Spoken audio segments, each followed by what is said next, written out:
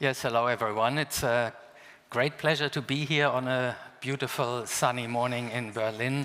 It's actually my first ITB, so I'm quite excited to be here. And I want to mainly show you what the latest climate data are showing, 10 years since the Paris Agreement. And you can already see on the first slide the satellite sea surface temperature trend of the last 30 years with the famous cold blob.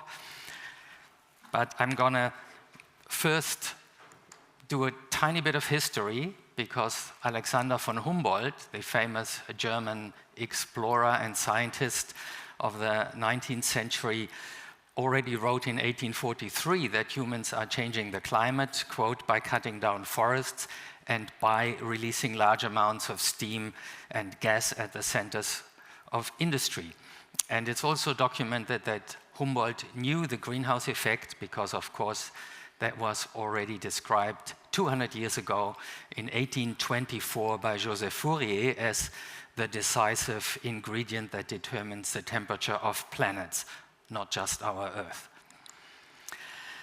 And the first person to calculate how strong this greenhouse effect of CO2 is and to predict how much warming would we get after a doubling of the amount of CO2, carbon dioxide in the atmosphere was the Swedish Nobel laureate Svante Arrhenius, who wrote this famous study in 1896 where he concluded that CO2 doubling will lead to 4 degrees of global warming.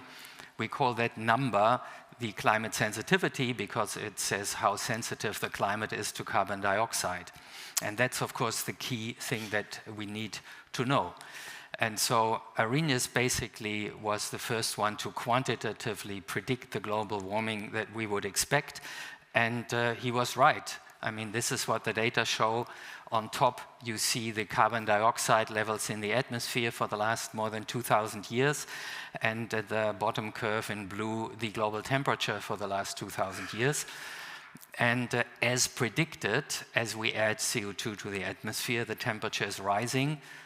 The carbon dioxide levels are now higher than at least any time in the last 3 million years, and the global temperature is very likely the highest in at least 120,000 years since the so-called Eemian interglacial.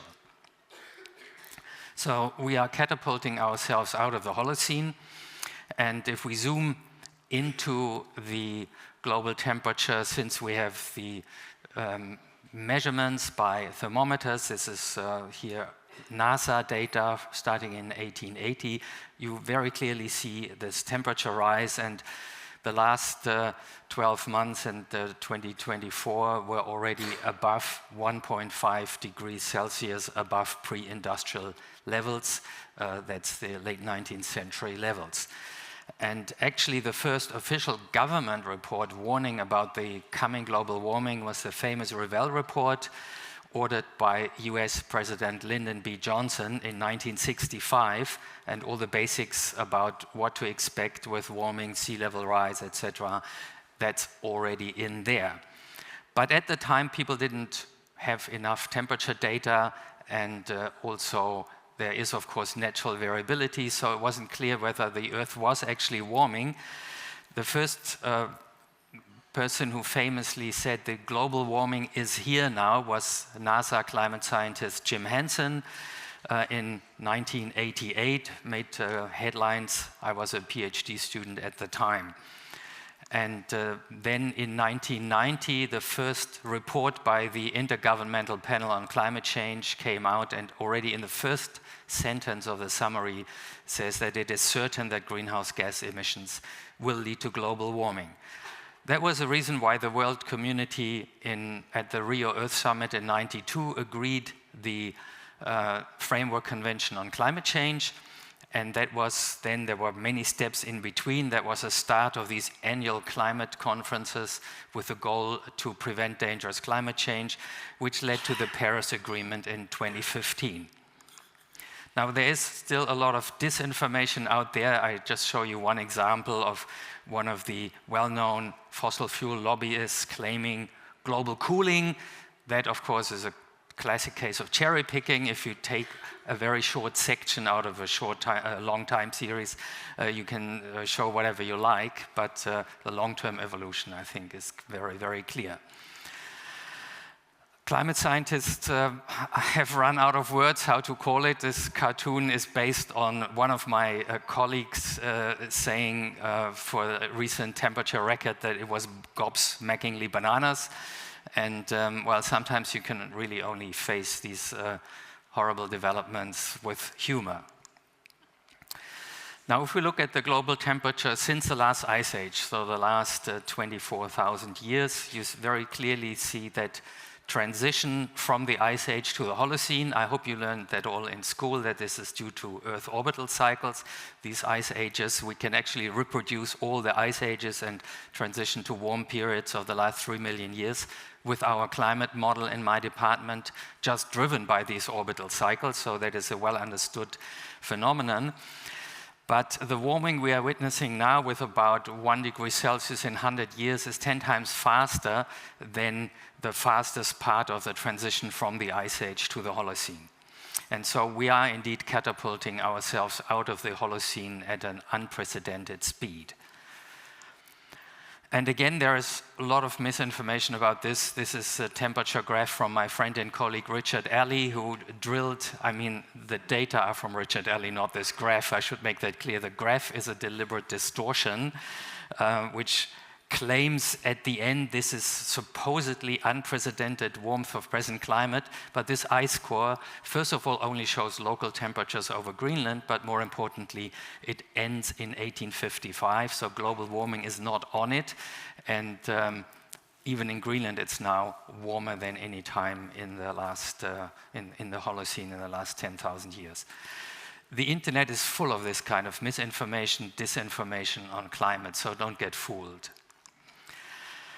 Modern warming is completely human-caused. That is a well-established fact from the last IPCC report. The previous IPCC report had a very similar diagram. Natural contribution are less than plus or minus 0.1 degrees Celsius, and most notably actually negative because solar activity has declined in the last 50 years. So the consequences of this warming are initially mostly felt in extreme events. Extreme heat is increasing dramatically. If we take as extreme 3 standard deviations above normal, that's kind of very rare event still in the 1950s, 60s, 70s. That's now permanently about 10% of the surface of the Earth's land area is witnessing this kind of extreme heat. Just a classic example, recently 2023, 46.8 degrees in Valencia. There are all the time record-shattering heat extremes. And extreme heat is lethal. That was shown first very clearly by the 2003 European heat wave, which if you look at the right bottom there, this is the mortality statistics in France over the course of a year, and all the blue lines all the gray lines are last 20 years. Then the blue curve, that is 2003, where this heat wave sticks out, and that peak mortality is even higher than at the peak of the COVID pandemic. That's the red curve. And the hottest summers in Europe since the Middle Ages, since the year 1500, are now, the 2003 even has dropped off. It used to be the hottest when it happened, but it's not even in the top 5 anymore. The top 5 are 2024, 2022, 2021, 2010, and 2018. Europe is a hot spot of heat extremes. But it's not just heat, also daily rainfall records are being broken. Very simple physics. Warmer air can hold more moisture and rain it down accordingly. And an example of these extreme rainfall events is what happened in Valencia. You will probably remember those pictures from the news and the horrendous flooding that this caused in Valencia. And we see this every week, sometimes nearly every day, that there's flooding somewhere in the world because these rainfall events and flash floods simply increase with warmer temperatures. And for some people, paradoxically, but it's the same physics actually, drought also increases.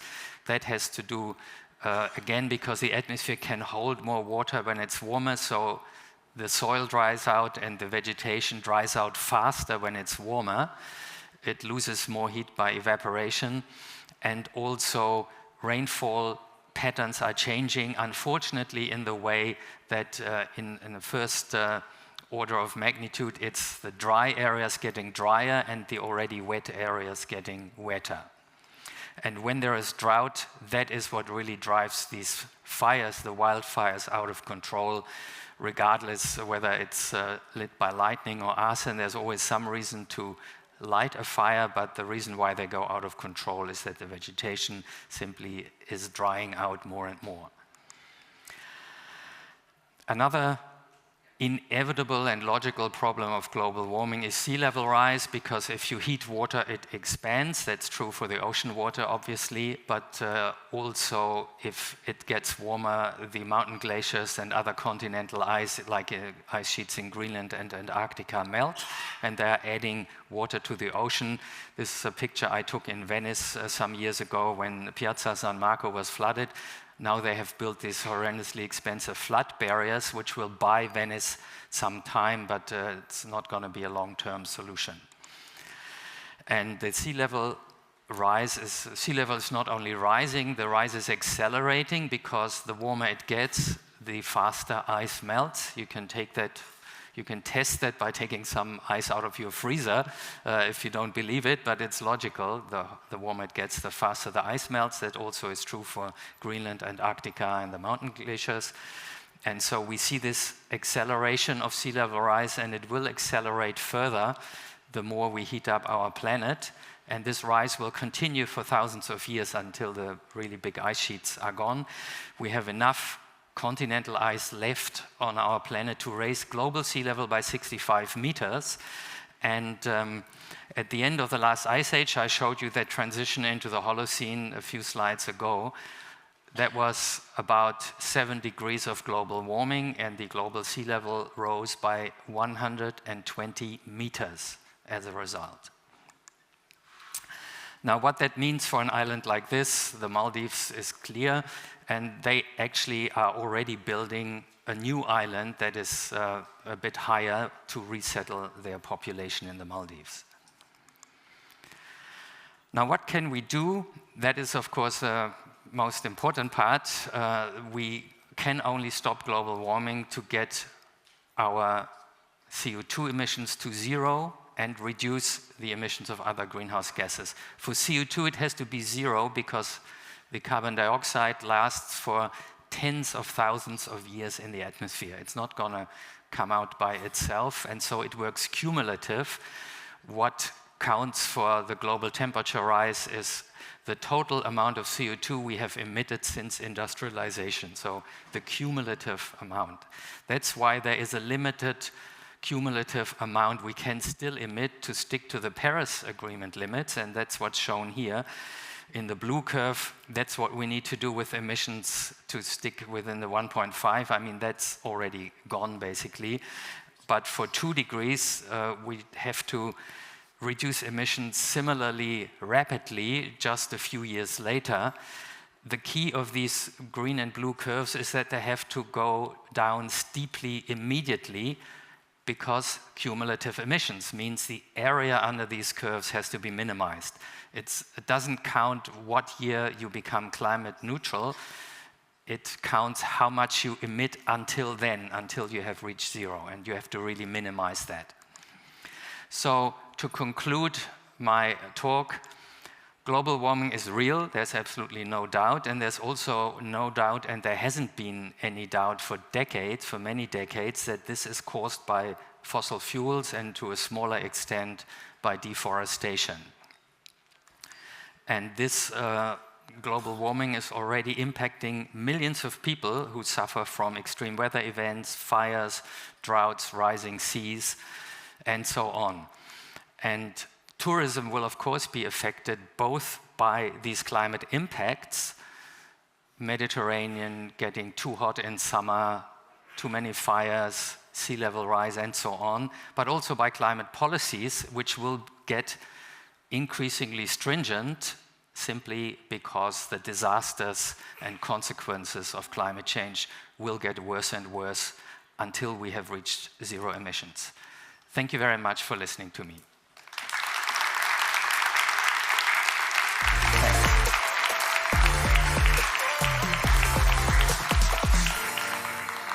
Thank you so much, Professor Rahmstorf. I remember as a young geography student, once a professor told me the oceans is the thermostat of our planet. Now, you are a professor of physics of the ocean. I have one question. It's a tricky question. A few months ago, you've mentioned that perhaps our Earth, our planet, should be called ocean, because at the end of the day, it's mostly water. So here's my question. What is the single most critical action the tourism industry can take in regards to the protection of our oceans this year? Well, 71% of our planet is ocean, and the biggest threat to the ocean is indeed our carbon dioxide emissions. That's both climate change, but also ocean acidification caused by the CO2, because the ocean takes up 25% of the CO2 we blow into the atmosphere, and it forms carbonic acid. And so the best thing is, of course, to drastically get the emissions down.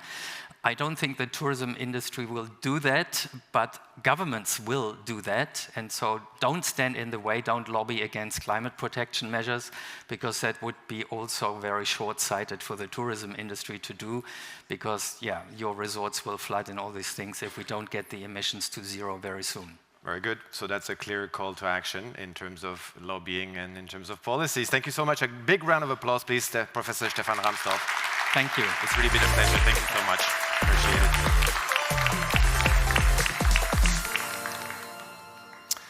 Now let's shift our focus, but we stay within the same context, in fact, on how these global agreements, like the Paris Agreement, influence the specific sectors. I'm really honored to introduce our next speaker. She is the Executive Director at UN Tourism. This is Ms. Zorica Jurozovic.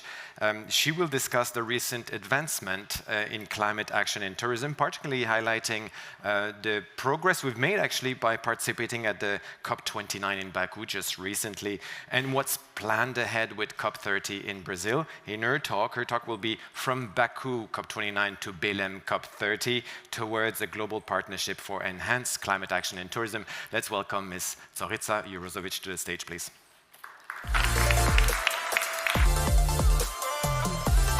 Thank you. Thank you so much. Thank you so much, Willy, and thank you to ITB. I think this is a beautiful opportunity to learn for all of us. And thank you, Professor Rahmstorf, for sharing with you your knowledge. I think this is an early morning, because the room is not yet full, but a very early morning, extraordinary opportunity for us to advance and to see where do we stand as a tourism sector. I would like as well to underline that this year is an important year when we speak about climate, and our sector has a really key role to play. We have seen many countries that are looking at delivering the national determined commitments ahead of the COP30 to align with the 1.5 degree targets and covering all sectors. Traditionally, these NDCs cover agriculture, land transport, land use, but this year we have seen and we have been trying to influence and advocate for the tourism sector to build a dialogue. And this is one of the reasons why we have been pushing so hard and I can say lobbying within the UN system and with the member states in Baku to actually have a thematic day. I don't know, sorry. A thematic day on tourism during the COP30. So it was a historic milestone, because it is many years we are trying, it is many years we are working on the topic, but for the first time we entered the circle of consideration and looking at tourism as a sector that can provide as well solutions for the world through the lens of the Ministries of Environment, of course. So we're very grateful to the presidency of Azerbaijan for having as well pushed on their side, because it was one of the priorities of the presidency, but as well on all the stakeholders. And we had about more than 30 ministers coming and joining us there, and we look forward to the next step in Brazil. So tourism role in achieving the Paris agreements through both adaptation and mitigation is really key, and the necessity of a climate resilient and low carbon future for the sector is obvious. So we launched the Baku Declaration in Baku, which was endorsed by 52 government, not tourism ministries, government. And we are now counting 62 signatories. So we are really advancing strongly on that front. And I think the consciousness of our sector at a national level is really taking shape. And I think this is an opportunity for all of us. And I will share some insight later. Industry is really even advancing more faster than government. So I think this is rather good news. So the COP29 legacy has given us a very strong framework for tourism climate action. As I just said, the declaration consolidates unprecedented high-level political commitment, and it is based on the Glasgow Declaration initiative launched by UN Tourism in the COP26. We have so far 910 organizations that have signed the Glasgow Declaration. It's a voluntary scheme demonstrating really a common momentum. And actually, these efforts are now helping us to position tourism within the climate discussions. I can say that the political commitment and tools are in place, but implementation is crucial. And I think this is where we need to accelerate. This is where we look at the power of the industry for the transition. And the latest scientific research from University of Queensland, a UN tourism affiliate member, estimates tourism GHG emissions to 8.8% of global emissions. At the same time, 53% of national climate plans recognize tourism as highly vulnerable to climate change. Not really as a solution provider, but vulnerable. I think Professor Rahmstorf just underlined and gave us the example that everybody and many people use, such as the Maldives and the threat it represents, but as well destinations such as what happened in Valencia. I think the threat is not only for the people, for the health, but it is well really extremely disruptive overall for humankind. So it's not just about sustainability that we should be looking at, and I think that the move and the shift of many signatories of the Glasgow Declaration are really looking at decarbonization and regeneration as a pathway, but it is as well a significant factor of competitiveness, and I think this is something that is important to underline. So we have seen that the plans of the Glasgow Declaration, out of the 910 signatories, about 400 have already developed a climate action plan. We see as well that the distribution is quite uneven, and interesting enough, I think that businesses are really advancing at a great pace, and even in 2024, as well. I think that this is really taking shape. Destination only 12%. We need more of that. This is what we are advancing with Baku and looking at Belém for government and destination to engage strongly and to develop their own plans. So the Glasgow Declaration is really a very comprehensive framework to advance and lift the sector in the right direction. It is signatories should report annually and track progress, because we need to measure. That is the most important. And the climate plans provide a baseline for this reporting as they are aligned with the 5 strategic pathways of the Glasgow Declaration, which is decarbonize, regenerate, finance, coordinate, and collaborate. So I really would encourage you all to look at the Glasgow Declaration and join us if you have not yet done so. It's no competition. This is really the space for collaboration. I'm sharing a little bit more insight, more detail, but this is going to be available anyway for you to look at further down the line. I think this is really giving us more indication on the plans of the Glasgow Declaration signatories.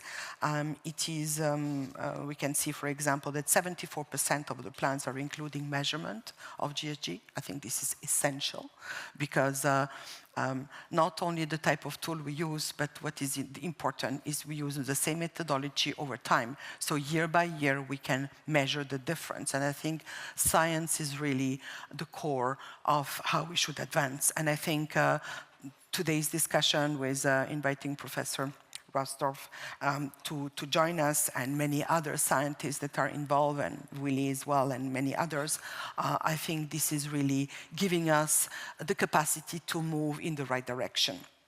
So we see as well that decarbonization action focused on operational efficiency. This is where I was explaining that there are efficiency gains as well to be considered and looked at. And I know with for big companies, this is certainly one very important element, because when you have investors and shareholders, what they want to see is results and economic gains. So while we're doing good for the planet, we're doing good for as well the economic side, and I think this can be really a driver.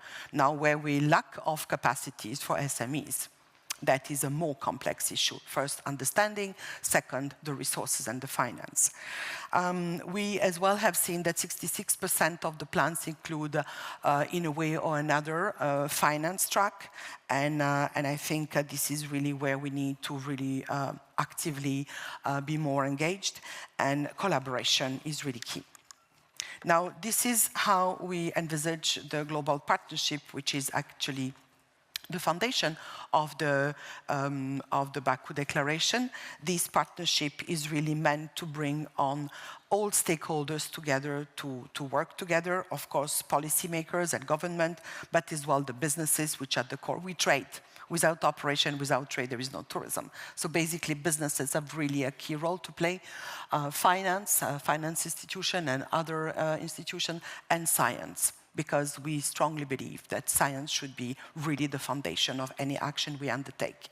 And I think that I just would like to underline that even BlackRock today is engaging on the path on investment for nature, because 55% of world GDP is based on nature assets.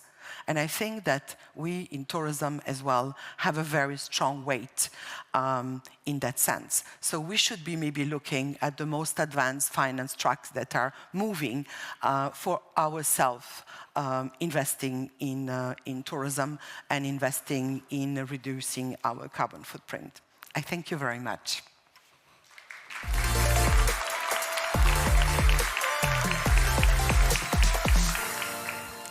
Thank you so much, Zorica. We're a bit in a situation where the tourism sector has to do everything everywhere all at once, it seems. What are your hopes towards COP30 at this point? What is the next step that you're working towards and you hope out of COP30? Yes, as I said, I mean, Baku was really an opportunity for us to bring on science and bring on the visibility, and it is through this lens of science that we succeeded actually to be advocating and having tourism featured.